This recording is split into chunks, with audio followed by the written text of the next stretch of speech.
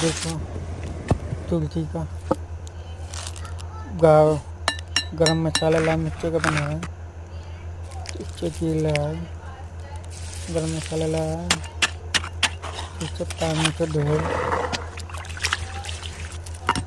पीछे देखिए पारों में प्याज छीला, बारी बारी छील के डालूँ और धनिया छीला,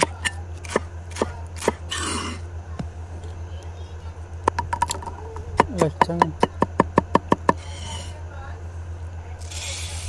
चावल भी डालें,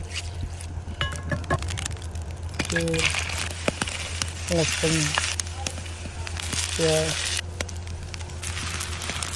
चावल बन गया। देखिए इसके पत्ते पे गरम करते हैं।